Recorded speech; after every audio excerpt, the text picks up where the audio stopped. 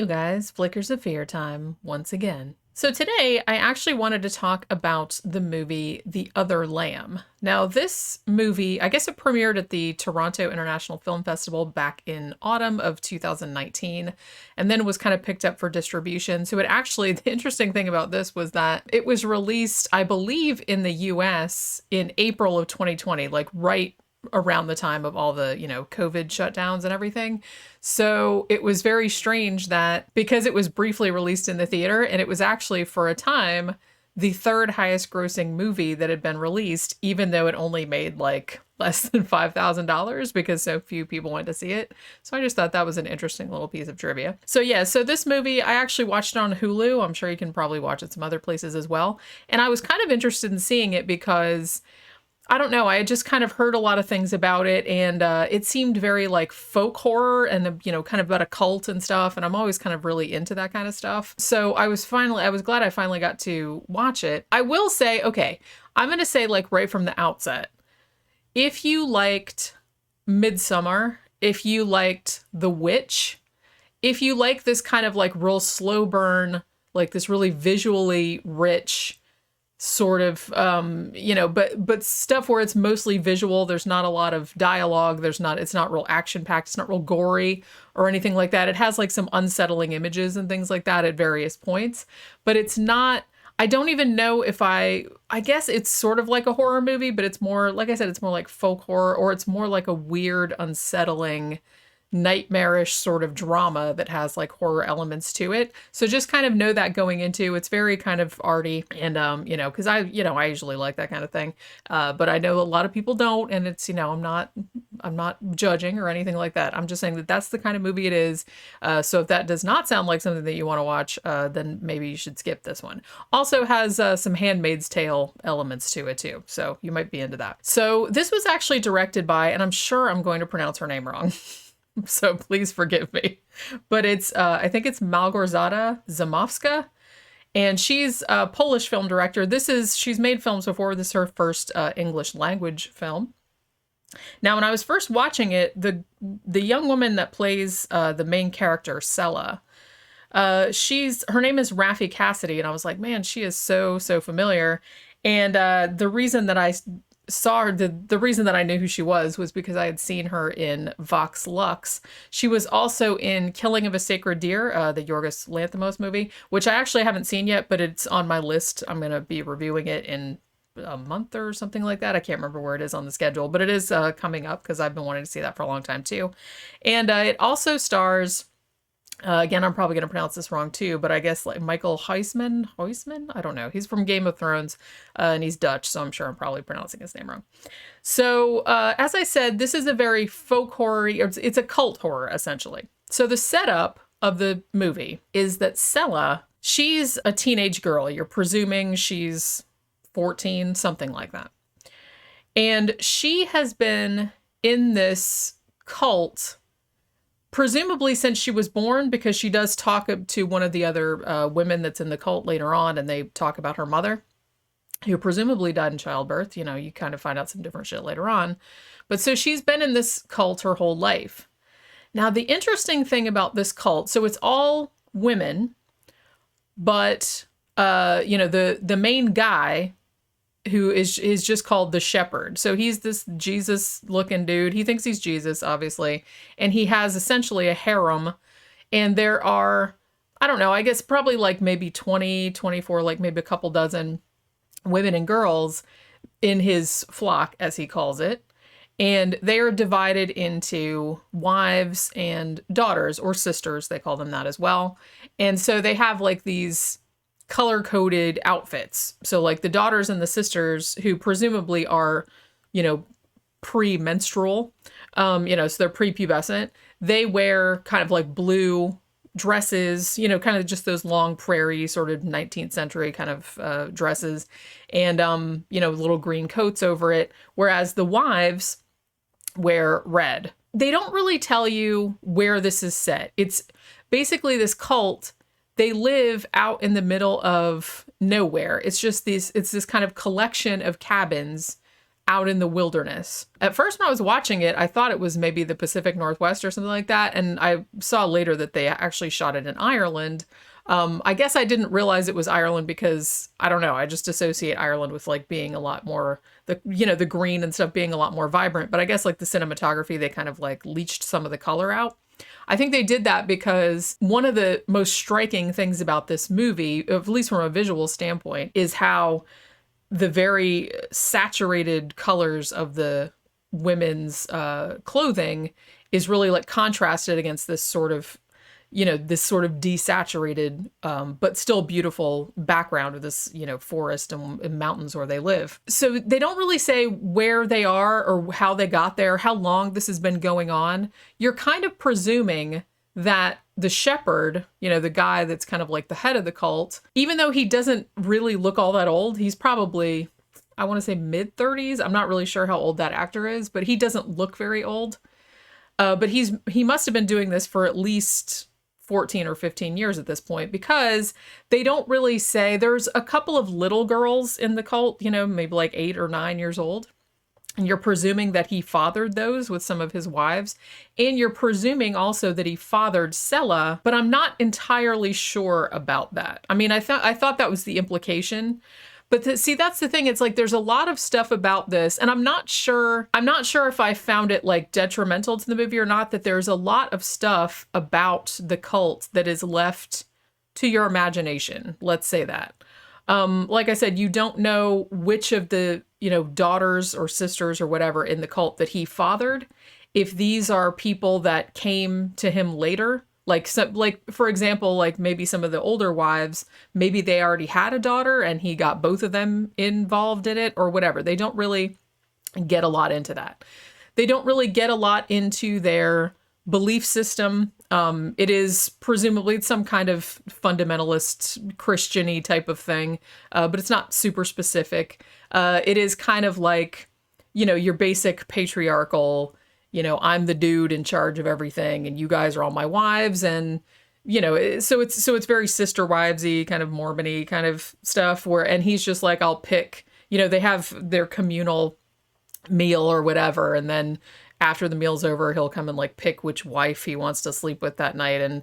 But then there's like creepy shit happening too, because as soon as one of the younger girls, like the sister daughters, whatever, as soon as they start getting their period, then he starts looking at him like, now I'm going to need you to like replace like some of these wives that are getting too old for me. So it's just this really, really terrible kind of situation. So it's like super, super creepy. Another thing too is that, and I really, really liked this visual, and I'm sure it's maybe as symbolic of something, but I couldn't really think of what it was. But every time every room that they have and every time he gives like a sermon or something like out in the forest, like the place that he gives a sermon out in the woods is like, there's all this string and it's like, and it kind of goes around all the trees. So it's almost kind of like making a room, but it's like out of string. And then in the dining hall, there's like string all over the ceiling, almost like a cat's cradle. So I don't know if it's something like symbolic of maybe a spider's web or, something like that, because that was kind of the first thing that I thought of. The one that's out in the woods doesn't look like a spider's web. It just looks like a bunch of string, like in a box sort of shape. But the one that's up in the dining hall definitely gives a spider web type of vibe. And there is like a very deliberate shot of him standing up from the table before he picks the wife for that night. And you can see, the crisscrossing cat's cradle strings like on the ceiling, like over him. So I do kind of feel like maybe that was the symbolism there, that it's just kind of like this web that you can't escape. So some of the girls, including Sela, the main character, she has been born in this cult, so she doesn't know any different. So when we start, she's just right on the cusp of womanhood, I guess. And the shepherd seems like he's taken kind of a shine to her. And he gives her a really important task where she's supposed to oversee this one, because they also have like a small little flock of sheep that they tend to. And there's, one ram as well, which is, again, a metaphor for the cult being one ram, one dude. And then, the rest of the cult members are women and they're like under his control or whatever. So she's kind of given the task to go help out this pregnant ewe give birth to her lambs. So she takes this as a very important, kind of job, which it is. And, at least at the beginning, just like all the other women in the cult, everyone's kind of like vying for his affection. I don't want to make it seem like in the movie, like, oh, everybody's backstabbing bitches or anything like that. It's nothing like that at all. But everybody is kind of trying to gain favor with him because they see him as like this messianic sort of figure. So there is like little petty jealousies and stuff like, one of the wives says some smart ass comment about, remember when he used to look at us like that when he's looking at the younger girls, because now the wives are in their 40s or 50s or whatever, and they're not young and beautiful anymore. So he's, moving on to younger targets. So they make little statements like that, but it's not overdone or anything. So she goes out to do this thing with the lamb, and she ends up on the mountain and she falls asleep.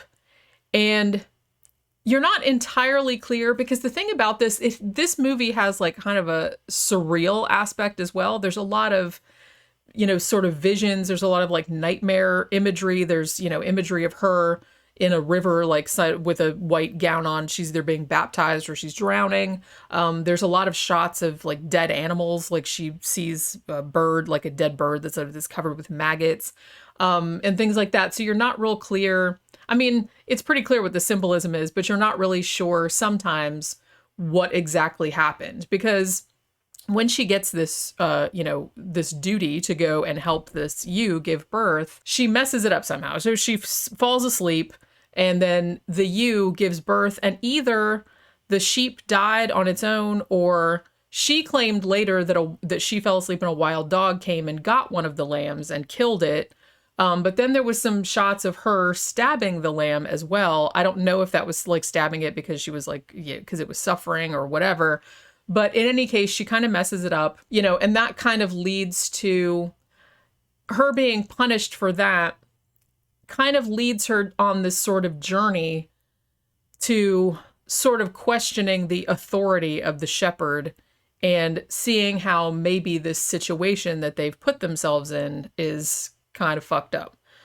So this, I would call it's sort of like a coming of age type of story, her kind of owning not only her womanhood, because at some point, she gets her period and she's like freaking out because this cult, they have a thing where, it's Eve's sin and, you're impure and you have to go to the menstrual hut or whatever. It's like that kind of thing. So you have to go there like every time you get your period, they stick you out in the hut because you're like unclean or whatever and nobody wants to touch you and, you're contaminating everything. So it does have that sort of thing. But, once you've had that happen to you also, that means you're fair game for Shepherd. Like then you can graduate to being one of his wives and you can get his grace, meaning the D. That's what the grace is. So probably the instigating incident too is that at some stage, as I said, I'm presuming they just found this place out in the woods, like all these abandoned cabins or whatever. Like I said, I don't know how long they've been there. You're led to assume that it's probably been at least a decade because some of the, younger girls seem to have grown up there and they don't know any other home. So they've been living there for however long. But one night, and this is the moment that that this isn't set like a long time ago, that this is actually kind of set in the modern day. Sella is looking out the window one night and she sees that a cop car has pulled up to the compound or whatever and is talking to the shepherd and basically saying, you can't hear a lot of what they're saying, but the cop is basically, well, you have to leave. So I don't know if they have to leave because they're trespassing or if somebody heard about their shenanigans or whatever it was. But in any case, I assumed it was trespassing or they were on federal land or something like that. But they, they don't give a reason. They just say, you have to get off this land. So they all kind of pack up and leave. And I think during this journey, because most of the movie is comprised of this, obviously they're all just like camping and walking and shit like that. They don't have cars or wagons or anything. They just all have backpacks and they're kind of looking for a new place. And it becomes very obvious that the shepherd, he's supposedly leading them to a new place and he's all happy and we're going to go to Eden and all this other stuff. But obviously the fucker doesn't know where the fuck he's going and he's just kind of hopes that he like stumbles upon a good new place or whatever. So doubt and dissension kind of start making their way, particularly Sella, not so much the other girls, although some of them are kind of get a little weirded out too, especially when a couple of sort of tragic things happen along the path. And like I said, this is a fairly new movie, so I don't really want to spoil it for people. I'm not going to spoil the end or the plot points or anything. But something really bad happens while they're on the journey, and that kind of makes some of the women question his leadership as well. And probably one of the most significant things is Sella's relationship with this woman named Sarah, who was apparently one of the first women to join the cult. It was actually her and Sella's mom. Now, Sella had never knew her mom because her mom supposedly died when, giving birth to her. So Sarah, so she's kind of like, she's older. Now, at some point, she did something that pissed off the shepherd, and he basically cursed her. They, the other women in the cult call her the cursed woman, and she kind of has to live in another, in another cabin, like away from the others. And, the shepherd calls her a broken thing, but no one really knows what her sin was. All she said was it was her vanity. So I don't know if she knows what she quote unquote did wrong, like to piss him off, or if it was just some kind of thing where, he decided he didn't like her for some reason, so he just had to make up some bullshit reason. I imagine it's the second thing. So she's kind of been cast out, and she still hangs around the group because she doesn't really, they have a conversation, her and Sella, and she's just basically like, well, I've been here so long that I don't know who I am anymore, so I'm kind of like afraid to leave, essentially saying that she doesn't really have anywhere else to go. Sella's relationship with her is kind of like a big catalyst for, what ends up happening toward the end. And like I said, things start getting worse and worse and more horrific and everything. And I won't spoil too much of it, because if you're real into kind of art house horror, if you like The Witch, if you like kind of folk horror kind of stuff, you would really, really probably dig this. I will say the story, it doesn't have like the story's compelling, but there's not a lot to it. A lot of it is visuals. Now, some of the symbolism, I feel like was kind of a little on the nose, you know what I mean? Basically being, sheep, flocks, kind of coming of age, blood, sacrifice, growing up, womanhood, all this kind of stuff. It's not like real deep or anything like that. And it doesn't go too much, as I said, into the history of the cult or where all these different women came from, why they stay there, why they joined. You're just kind of coming at it really just kind of in the middle of things. You don't really know most of these women's names. It's like you don't really know, where they came from, what their problem was, how long they've been there, what their beliefs are, and all these other things. But in a way, I don't know. I kind of feel like some reviews that I read had a problem with that. They're just kind of like, well, maybe they should have gone a little bit more into the dynamics of this cult, like what makes these women stay there despite the conditions, which you can probably imagine. That's the thing. It's like, it's a cult led by one dude who thinks he's like a Jesus figure, and he has all these wives and daughters who will pretty much just do anything to please him. So you can pretty much imagine where that goes. You know what I mean? So it's not like reinventing the wheel. If you've seen any kind of like cult movie like this, I don't know. So I kind of found the cult aspect like intriguing, but it is a little thin in the sense that you wanted to know more. You wanted to know more about, what happened with Sella's mom, what happened with Sarah, the cursed woman, like what happened, why did she get kind of cast out, but she still kind of stays there. I think her character and Sella's character are the most well developed. Because at least they have a couple of conversations and you can kind of see where they're coming from. But the other women, you're not really sure, what their backstories were. And I'm not saying that it needed to be bogged down in all of that, like with exposition and blah, blah, blah. Maybe it's better that it was kind of just left ambiguous. And, the whole thing with all the strings and everything like that, and how long the cult's been going on, where this was, how did he end up that way? You know what I mean? Like, what's his origin story? So I do kind of feel like I wanted to know more about that. But then when I think about it, I'm kind of like, if that had been in the movie, would it have just like bothered me? Like, oh, I didn't need to know that. Because sometimes I say, like, with movies like this kind of just like visually arresting, sort of unsettling story, sometimes it's better to just leave stuff unexplained. Even though people will complain about it, but as I said, it's almost kind of like you're taking a peek into this cult that exists. And if it was real life and you were kind of just like a fly on the wall and you were watching them, they wouldn't be expositing about where they came from and their histories or anything like that. So in that way, it's kind of like a little bit more realistic, I guess. But yeah, like I said too, this is kind of like, there's a lot of surrealist sort of stuff in this. I'm, not crazy, but Sela in particular has a lot of visions, or nightmares, things like that. And at one point, like one really weird one where she's kind of standing on the mountain when they're, kind of marching toward wherever their new Eden is going to be. And they've been like walking for days and days. And she sees on the highway, she sees a car go by that has a girl sitting in the back, like just a regular teenage girl with a Letterman's jacket or whatever that it looks just like her. Well, because it's played by the same actress, but so it looks just like her. So you're assuming, obviously that's not her because she was born in the cult.